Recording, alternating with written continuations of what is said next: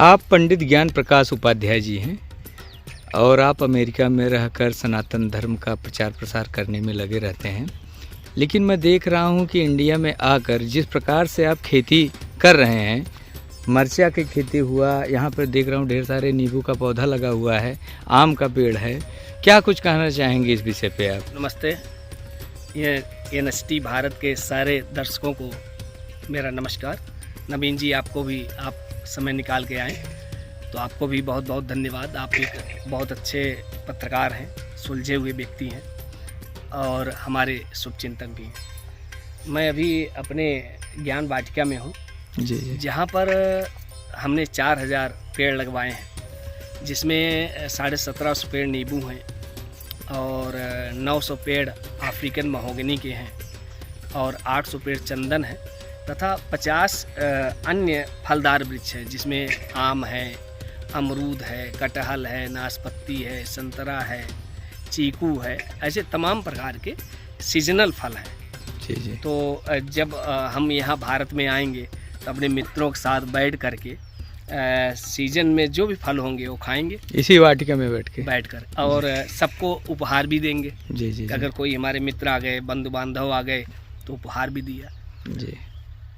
आप अगर यहाँ से बाहर जाते हैं तो जब आप बाहर जाते हैं, चाहे आप अपने गांव को छोड़कर शहर में चले जाएं, चाहे देश को छोड़कर विदेश में चले जाएं, लेकिन अपनी मिट्टी से हमेशा जुड़े रहना चाहिए। जो व्यक्ति अपनी मिट्टी को भूल जाता है, अपनी जन्मभूमि को भूल जाता है, उसका अस्तित्व समाप्त हो जाता है। भगवान राम ने जब लंका में विजय प्राप्त की तो लक्ष्मण जी ने कहा कि भ्राताश्री, सोने की लंका है, आप इसे छोड़ के जा रहे हैं। भगवान ने कहा जननी जन्मभूमिश्च स्वर्गादपि गरीयसी। माता और मातृभूमि जो है वो स्वर्ग से महान होती है। तो आप अपने रोजी रोटी के लिए, अपने कार्य के लिए, अपने जो भी आपके जीवन में जीविकोपार्जन के साधन, उसको प्राप्त करने के लिए आप चाहे जहाँ भी जाइए, लेकिन अपनी मातृभूमि से, अपनी धरती माता से, अपनी भारत माता से आपको जुड़े रहना चाहिए। और खेती जो है, अब लोग गेहूं चावल की खेती करते हैं, वो भी करना चाहिए। अगर नहीं करेंगे तो देश कैसे चलेगा। लेकिन मेरा सुझाव है नवीन जी की टेक्निकल खेती पे ज़्यादा जाना चाहिए। अब हमने जो है आप देखिए, आप देख सकते हैं तो एक छोटा सा वो है, बाकी उधर है, आप देखेंगे तो उस तरफ है, और इधर आप देखेंगे तो चारों तरफ लगे हुए हैं, आप देख सकते हैं। तो चारों तरफ जो है हमने नींबू है, चंदन है, महोगनी के पेड़ लगाए हैं। सभी लोग आप अपने जहाँ पे भी रहिए, लेकिन अपनी मातृभूमि को कभी मत भूलिए। अच्छा, मैं देख रहा हूँ कि जैसे आपने नींबू की खेती की है, बीच बीच में आम का भी वृक्ष लगा हुआ है, पेड़ लगवाए हुए हैं आप, इसी में आप मरचा की खेती भी किए हैं।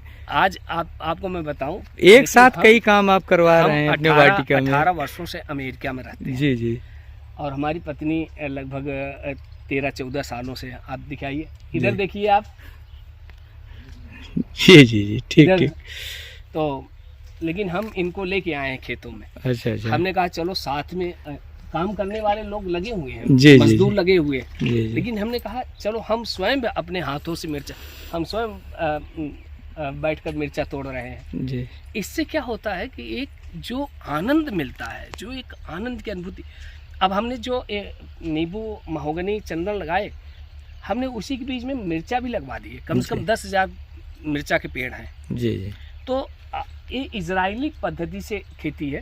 अच्छा। जैसे आप देखते हैं पेड़ बहुत दूर दूर लगाए जाते हैं, लोग बहुत दूर दूर पेड़ लगाते हैं जी। लेकिन ये इजरायली पद्धति से खेती, जब कभी आंधी तूफान आते हैं तो जब पेड़ सटे होते हैं तो वो गिरते नहीं कभी। और आपको जगह छोड़ने की जरूरत नहीं है, आपको इतना जगह चाहिए कि आप अपना कार्य कर सकें। तो अब कटिंग करके आप उतना जगह बना सकते हैं।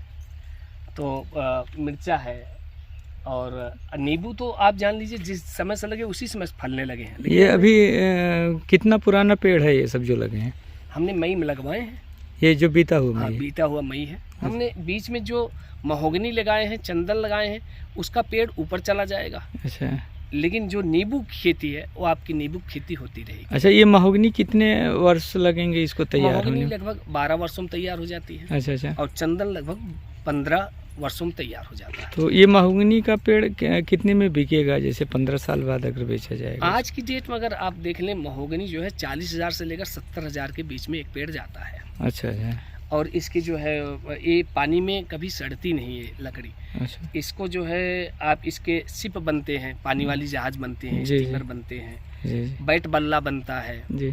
बंदूक की जो है बट बनती है। तो बड़े बड़े फर्नीचर, अच्छे फर्नीचर बनते हैं जो कभी सड़ते नहीं हैं। और चंदन तो आपको पता है, चंदन बहुत उपयोगी है और बहुत महंगा बिकता है। आज की डेट में चंदन 8,000 से लेकर 20,000 रुपये किलो जाता है। अच्छा अच्छा। तो अगर आप मिनिमम में जाएं तो आज की डेट में चंदन का एक पेड़ लगभग आपको 1,60,000 रुपये दे सकता है। तो कितने चंदन का पेड़ लगवाए हैं आप? 800 पेड़ चंदन है, महोगनी का कितना लगवाए? 900 पेड़ है। 900 पेड़।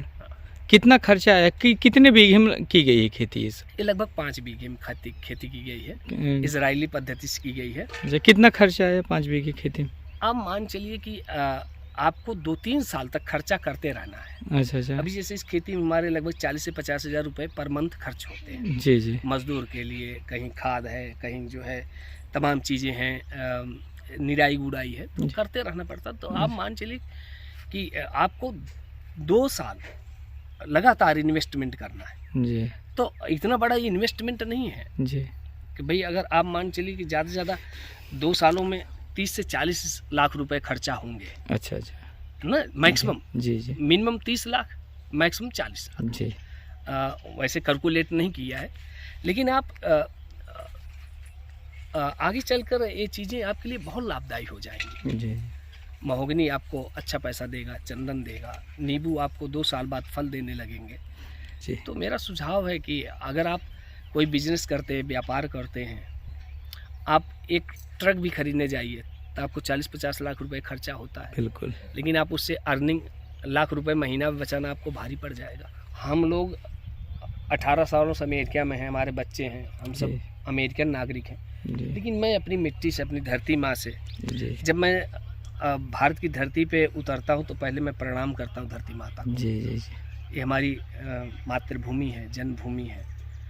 तो जितना प्यार मुझे भारत से, उतना प्यार मैं अमेरिका से भी करता हूँ, क्योंकि मैं वहाँ का नागरिक हूँ।